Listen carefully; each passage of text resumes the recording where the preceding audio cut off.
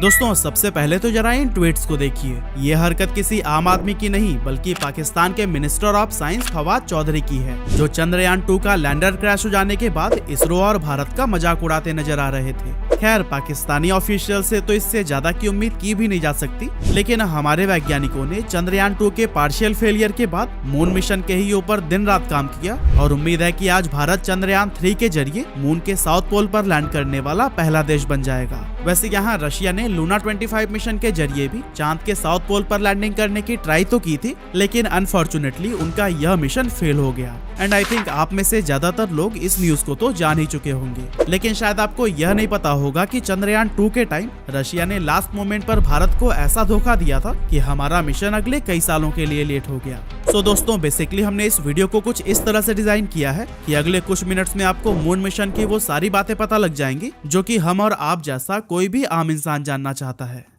तो दोस्तों चांद पर जाने का सफर शुरू होता है 12 सितंबर 1959 से, जब सोवियत यूनियन की लूना 2 स्पेसक्राफ्ट ने मून की सरफेस पर लैंडिंग की थी। ये पहली बार था जब किसी देश ने पृथ्वी के अलावा स्पेस के किसी भी ऑब्जेक्ट पर दस्तक दी थी। और जाहिर सी बात है क्योंकि ये काम सोवियत यूनियन ने किया था तो इसीलिए उनका सबसे बड़ा दुश्मन अमेरिका भी इस स्पेस रेस में कूद जाता है। और फिर साल 1964 में अमेरिका भी अपनी रेंजर 7 स्पेसक्राफ्ट से ऐसा करने में कामयाब हो जाता है। लेकिन दोस्तों इस मिशन के सफल हो जाने के बाद से अमेरिका के सपने कहीं आगे तक पहुंच चुके थे। American president Franklin D Roosevelt ये अनाउंस करते हैं कि वो इंसानों को मून पर भेजकर दिखाएंगे और सोवियत यूनियन को इस स्पेस रेस में पीछे कर देंगे। अब दोस्तों यहाँ अमेरिका सिर्फ ऐसा कहता नहीं है बल्कि करके भी दिखाता है, क्योंकि 20 जुलाई 1969 को अपोलो 11 मिशन के तहत नील आर्मस्ट्रांग और बज एल्ड्रिन मून पर कदम रखने वाले पहले इंसान बन जाते हैं। अपोलो प्रोग्राम्स के जरिए 1969 से लेकर 1972 के बीच अमेरिका ने टोटल 12 एस्ट्रोनॉट्स को मून पर भेजा था। और जानते हैं इस मिशन की टोटल कॉस्ट कितनी थी? ये थी करीब $26 बिलियन की, जो कि इन्फ्लेशन को एडजस्ट करके आज के $250 बिलियन से भी ज्यादा बैठते हैं। ये इतना पैसा है जितनी आज दुनिया के 150 से ज्यादा देशों की जीडीपी भी नहीं है। आने वाले करीब 20 सालों तक मून पर सिर्फ अमेरिका और सोवियत यूनियन का राज था और कोई दूसरा देश यहाँ तक पहुँचने में कामयाब नहीं हो सका। लेकिन साल 1990 में अमेरिका और सोवियत यूनियन की इस डुओपोली को जापान ने तोड़ दिया और मून के सरफेस पर लैंडिंग करने में कामयाबी हासिल कर ली। हालांकि जापान का ये मिशन फेल हो गया था क्योंकि जापान का गोल मून पर सॉफ्ट लैंडिंग करना था, लेकिन उसके स्पेसक्राफ्ट ने हार्ड लैंडिंग की थी। आज तक टोटल 7 ऐसे देश हैं जो कि मून पर हार्ड लैंडिंग कर चुके हैं, जिसमें हमारा देश भारत भी शामिल है। लेकिन सिर्फ 3 देश रशिया, अमेरिका और चाइना ही सॉफ्ट लैंडिंग करने में कामयाब हुए हैं। चंद्रयान 3 की मदद से भारत मून पर सॉफ्ट लैंडिंग करने वाला चौथा देश बनने वाला है और उम्मीद है कि हम स्पेस के इस इलाइट क्लब में शामिल हो जाएंगे। लेकिन अब सवाल उठता है कि आखिर हमारा देश भारत मून पर पहुंचना क्यों चाहता है और चंद्रयान मिशन के पीछे का असल मकसद क्या है? अब दोस्तों पॉपुलर ओपिनियन तो ये है कि चंद्रयान मिशन के जरिए इसरो दुनिया को अपनी कैपेबिलिटीज दिखाना चाहता है और ये महज हमारी टेक्नोलॉजिकल ग्रोथ का डेमोन्स्ट्रेशन है। लेकिन जैसा कि हम सभी जानते हैं कि भारत और इसरो कभी भी सिर्फ शो ऑफ करने के लिए कुछ नहीं करते। एक्चुअली पृथ्वी की तरह मून की सरफेस भी प्रीसियस मिनरल से भरी हुई है, जिस पर दुनिया के हर एक देश की नजर है। अब जाहिर सी बात है कि दुनिया का कोई देश ऐसा नहीं चाहेगा कि अमेरिका, रशिया और चाइना जैसे देश इन मिनरल्स पर अकेले ही कब्जा कर लें और बाकियों के हाथ कुछ भी ना लगे। इसी वजह से भारत और इसी के जैसे स्पेस एक्सप्लोरेशन की कैपेबिलिटीज रखने वाले कई सारे देश मून पर लैंडिंग करने की कोशिश में लगे हुए हैं। लेकिन क्या आपको पता है इसरो ने ये कोशिश आजकल में नहीं बल्कि साल 2000 से ही शुरू कर दी थी। इस साल भारत की स्पेस ऑर्गेनाइजेशन ने भारत सरकार के सामने मून मिशन को शुरू करने की मांग रखी और फिर 15 अगस्त 2003 में उस समय के प्राइम मिनिस्टर अटल बिहारी वाजपेयी जी ने अपनी इंडिपेंडेंस स्पीच में चंद्रयान 1 मिशन की घोषणा कर दी और कुछ इस तरह से शुरू हो गया भारत के चंद्रयान प्रोग्राम का सफर। चंद्रयान 1 के लिए $48 मिलियन यानी कि 386 करोड़ रुपए का बजट रखा गया था, जो कि दूसरे देशों के मून मिशन के कंपैरिजन में 10 गुना से भी ज्यादा कम था। 22 अक्टूबर 2008 को श्रीहरिकोटा के सतीश धवन स्पेस सेंटर से चंद्रयान 1 उड़ान भरता है और 8 नवंबर 2008 को ये मून की ऑर्बिट में एंटर हो जाता है। एक तरफ जहां रशिया और अमेरिका जैसे देश कई सारे फेलियर्स के बाद मून के ऑर्बिट में पहुंचे थे, वहीं इसरो ने ये कारनामा पहले अटेम्प्ट में ही करके दिखा दिया। करीब 10 महीने तक चले चंद्रयान 1 मिशन ने मून पर मौजूद बहुत सारे मिनरल्स की मैपिंग की थी और इसके केमिकल कंपोजिशन से भी जुड़ा हुआ बहुत सारा डेटा कलेक्ट किया था। लेकिन चंद्रयान 1 की सबसे बड़ी अचीवमेंट साबित हुई मून के पोलर रीजन में आइस की खोज करना और मून की मिट्टी में वाटर मॉलिक्यूल्स का पता लगाना। चंद्रयान 1 के इन खुलासों से पूरी दुनिया हैरान रह गई थी और नासा ने तो इसे वेरीफाई करने के लिए मून मिशंस भी भेजे थे। साल 2009 में नासा ने मून पर अपना लूनर रिकॉनिसेंस ऑर्बिटर भेजा था, जिसकी कीमत $500 मिलियन से भी ज्यादा की थी और इसका मेन मकसद इसरो जो क्लेम कर रहा था उसकी जांच करना माना जाता है। मतलब कि यहाँ चंद्रयान सिर्फ $48 मिलियन में ही मिशन कंप्लीट कर गया, लेकिन वहीं अमेरिका की नासा ने सिर्फ इसके खोज की पुष्टि करने के लिए जिस मिशन को भेजा उसका कॉस्ट $500 मिलियन से भी ज्यादा आया। और दोस्तों इतना बड़ा डिफरेंस आप खुद देख सकते हैं। अमेरिका हैरान था कि जिन वाटर मॉलिक्यूल्स की खोज वो मून पर 12 एस्ट्रोनॉट्स को भेजकर भी नहीं कर पाए, आखिर वो इसरो के एक ऑर्बिटर ने मून की सरफेस से कई सौ किलोमीटर ऊपर उड़ते हुए ही कैसे कर लिया।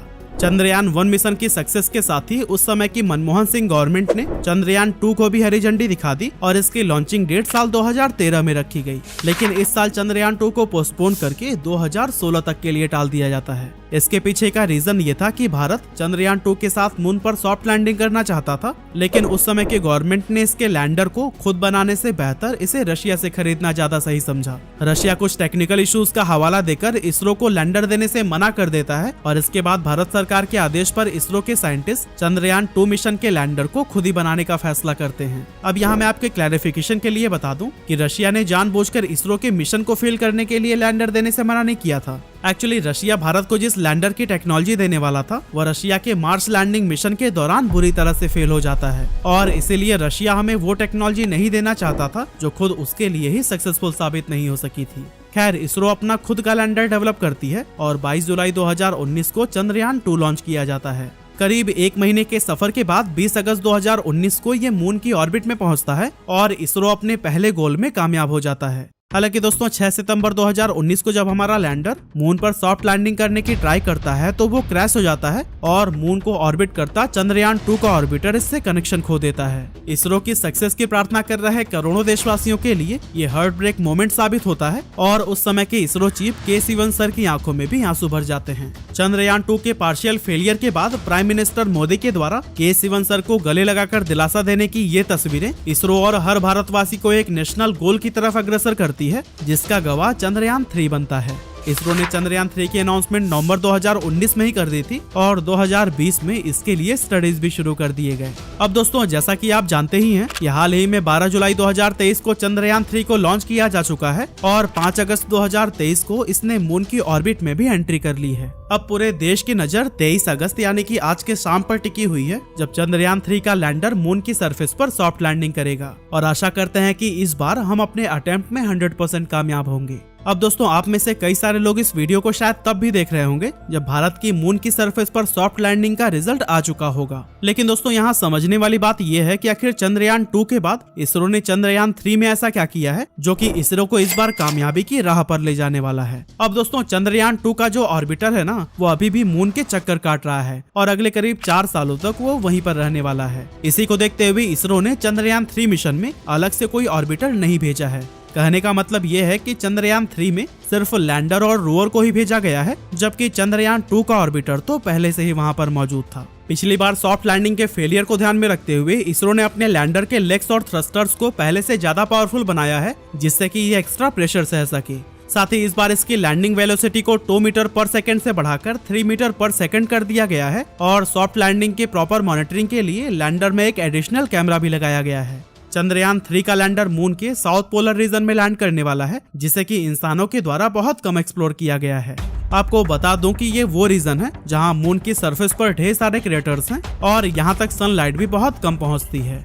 यहाँ कई सारे प्रीसियस मिनरल्स, हाइड्रोजन और वाटर आइस होने की संभावना जताई जाती है जो कि हमें अर्ली सोलर सिस्टम के बारे में काफी कुछ इन्फॉर्मेशन दे सकता है। अब यूं तो इसरो और नासा समेत कई देशों की स्पेस एजेंसीज अपने ऑर्बिटर की मदद से साउथ पोल को एक्सप्लोर कर चुकी है, लेकिन जब बात यहाँ लैंड करने की आती है तो आज तक कोई भी देश इस मिशन में कामयाब नहीं हुआ है। इसरो के चंद्रयान 2 ने भी इसी जगह पर ही लैंडिंग करने की ट्राई की थी, पर अनफॉर्चुनेटली वो उस समय नाकामयाब हो गए थे। और हाँ, आपको जानकर हैरानी होगी कि इसरो के तीनों मून मिशन का टोटल कॉस्ट $170 मिलियन रहा है, जो कि साल 2009 में आई हॉलीवुड मूवी अवतार के $237 मिलियन के बजट से भी काफी कम है। साल 2013 में जब इसरो ने अपना मंगलयान 1 मिशन भेजा था तो उसका भी टोटल बजट था सिर्फ $74 मिलियन।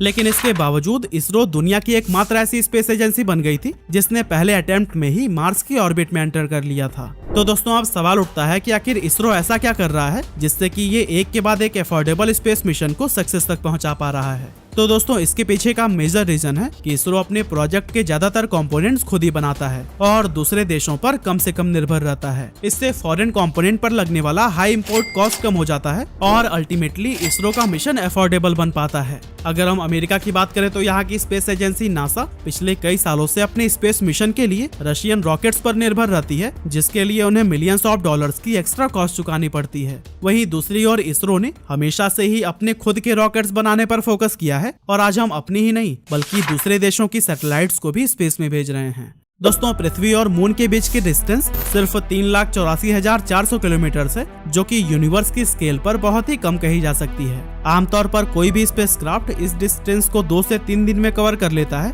और न्यू हॉरिजन मिशन के दौरान तो नासा ने ऐसा सिर्फ 8 घंटे और 35 मिनट में ही करके दिखाया था। पर अगर आप नोटिस करेंगे तो इसरो का चंद्रयान 3 इसके लिए करीब 40 दिनों का समय ले रहा है, जिसके पीछे एक बहुत बड़ा रीजन छिपा हुआ है। एक्चुअली जब भी कोई स्पेसक्राफ्ट पृथ्वी को ऑर्बिट करने के बाद मून की ओर इस स्लोअर ट्रेजेक्ट्री से बढ़ता है तो उसे मिशन के दौरान कम फ्यूल खर्च करना पड़ता है और उसकी सेफ्टी की गारंटी भी ज्यादा होती है।